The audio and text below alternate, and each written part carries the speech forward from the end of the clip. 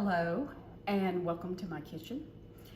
I've had several people who have asked me to share the recipe of pavlova, and so today I'm going to make that so that you can enjoy it as well.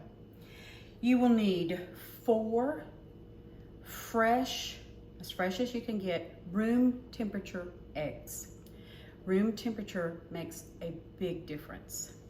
And you'll need superfine or caster sugar. If you can't find superfine sugar, then you may want to sift it so that it's really, really fine. We'll have a cup of that. Then you'll have 2 teaspoons of cornstarch and 2 teaspoons of white vinegar. So let's begin. Before we start beating the eggs, there's a few things you probably want to have ready. You'll want parchment paper and a cooking sheet. I have already taken my parchment paper and I've drawn a circle the size of my plate.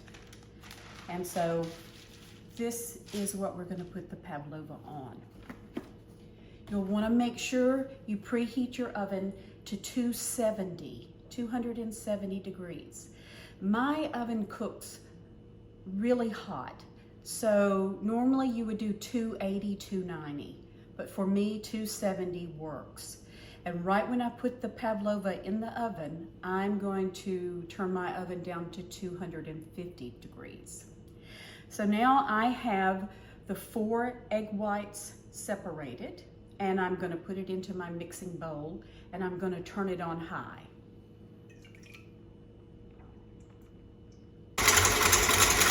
I'm going to beat the egg whites until they're soft peaks, so they make a very nice soft peak.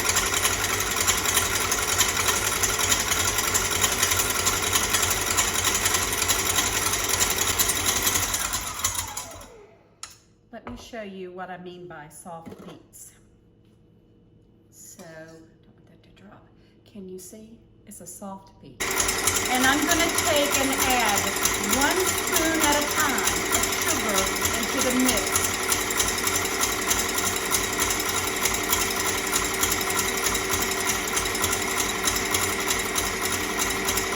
Very slowly. This takes time, but it's completely worth it.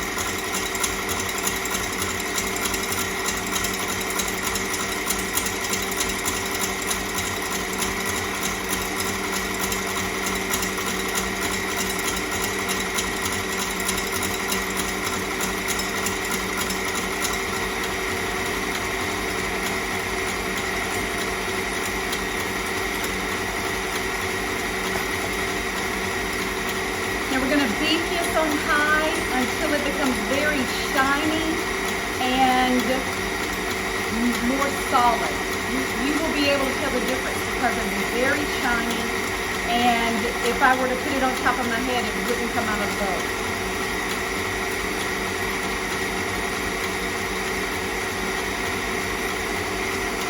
Okay, I think it's ready. So let's test it and see. You can tell. Nice, shiny, very shiny. So now I'm going to add in my 2 teaspoons of baking soda and 2 teaspoons of white vinegar. I've already measured it here, and I'm just going to dump it in, put it into my bowl, and turn it on again and mix it in.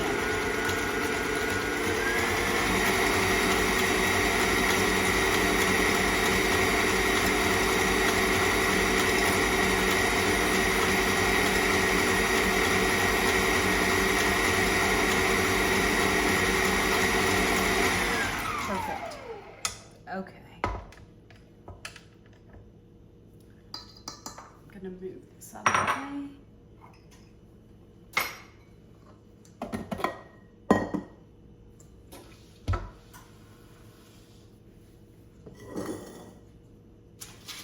Now I'm going to add the meringue to the parchment. I take and add the meringue here to the cooking sheet so that my parchment paper stays in place.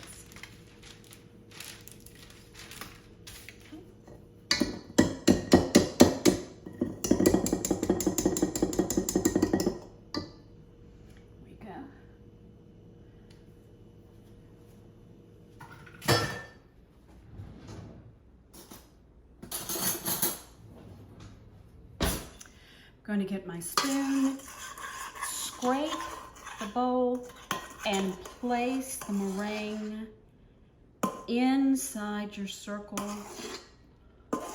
on your parchment paper.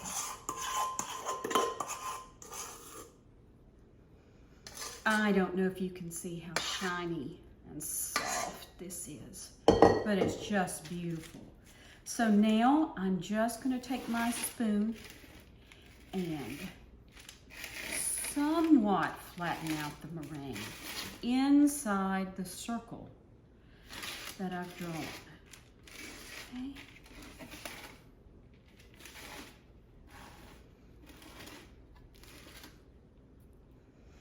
Once I have that spread out, I'm going to push from the center to create a cavity that I'm going to add whipped cream and berries. So I want to spread this out. You can get as ornate as you like, or as simple as you like. So,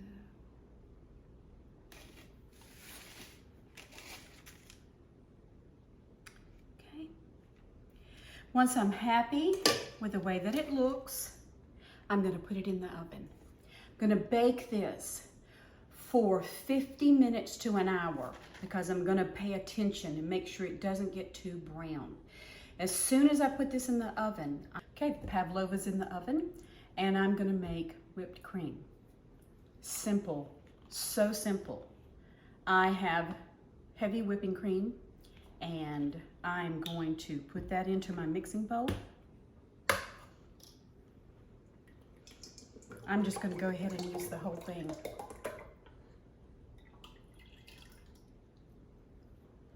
And I have half a cup of sugar. I've become accustomed to slowly adding my sugar to mixes so that it dissolves and it works through the mixture. So I'm going to put this on the mix, whip it till it becomes thick, and then I'll slowly add the sugar. Once I discovered how easy it is to make homemade whipping cream, and the taste of it is so good, I just always make whipping cream now. I don't buy it. This is what I do always. This looks good. See, it's a good texture, not too thin. And not too thick. Perfect. Okay, so now we have the pavlova in the oven and the whipped cream is done.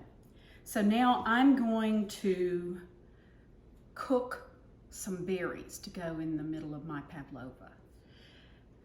You can use strawberries, you can use blackberries, you could do some blueberries, whatever you like. It's just up to your taste. And so I've washed these berries and I'm putting them into my boiler. I've saved some. I've set these aside and I'm going to use these as a garnish. So I'm going to set this aside. I want to make sure that I cover my berries in sugar. So, you know, it depends upon how many berries you have as to how much sugar you'll use. So this is what I've got. Now I'm using organic cane sugar for my berries. So have these, I'm gonna put it on the oven, on the stove, and I'm gonna cook this on medium high. I'm gonna pay attention to it. I'm gonna let the sugar melt. I'm gonna let the berries just make a beautiful sauce. Okay, the berries are cooking very nicely. And now I'm going to add, sometimes I would add Prosecco, but I discovered this wonderful stuff. It's pomegranate liqueur. And what I'm going to do is I'm going to add just a splash of that to the mix and stir it. So, not too much. And then you don't have to do this. If you don't want to add a liqueur or wine, you don't have to. So just a little. And now I'm just going to let it sit on low and cook away. The berries are ready. Now I'm just going to I turned off my stove and I'm just going to let them sit and cool off. Now we have our pavlova that has cooled 1 hour in the oven, and then I opened the door and let it rest for a while, took it out, and it's cooled for 2 hours, a little over 2 hours. So I have it here on the parchment. I have my whipped cream, some leftover berries, and my berry mix. So now, it's the hard part, is getting the pavlova onto the plate. So I'm going to work my spatula under the parchment paper. So now I have the pavlova, and I'm going to take whipped cream, and I'm going to put the whipped cream in the center.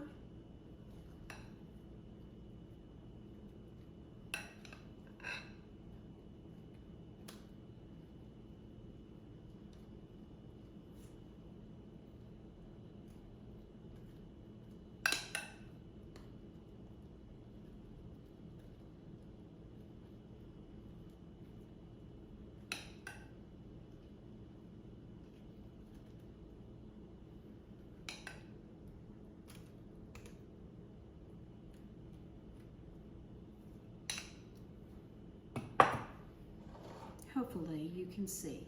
So now the pavlova with the whipped cream, then the berry mixture. Just going to spoon this in the center.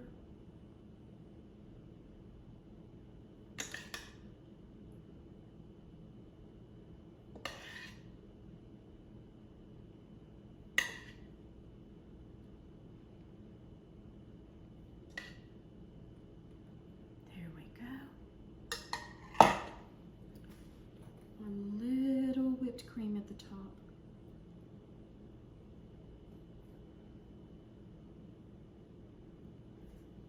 And then I'm going to garnish with the fresh berries.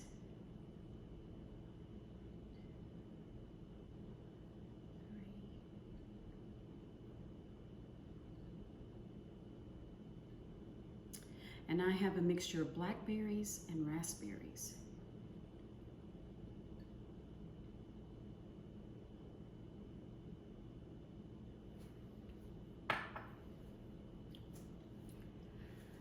And there you have pavlova. Slice it as you would a cake and enjoy. If you make a pavlova, would you please let me know how it goes? Would you send me a photo or just say, hey, I tried it and it was great? Thank you. Bye.